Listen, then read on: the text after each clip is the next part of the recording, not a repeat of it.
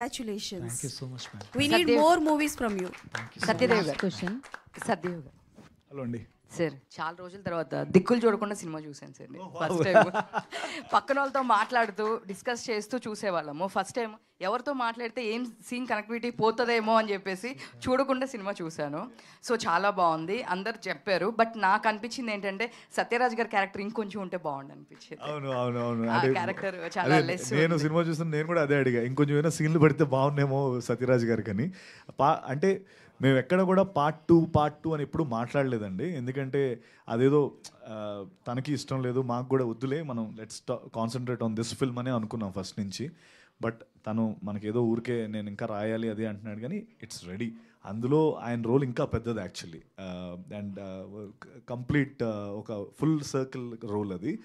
But again మేమేదో ఇప్పుడు part 2 అన్న కాన్సెప్ట్ మాట్లాడకూడదని ఉద్దేశంతో మాట్లాడలేదు అంతే. But we would love to see him more honestly.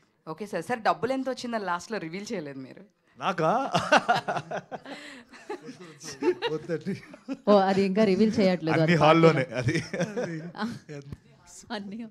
Okay సత్య గారు sir, luck favours the Brave అన్నారు కదా. యాక్చువల్లీ నేను success favours the Brave and success favours the hard work అంటాను. సో మీ హార్డ్ వర్క్ అనిపించింది మాకు కంప్లీట్గా. Thank you. అండ్ మీ కష్టానికి చిరంజీవి గారు ఆల్రెడీ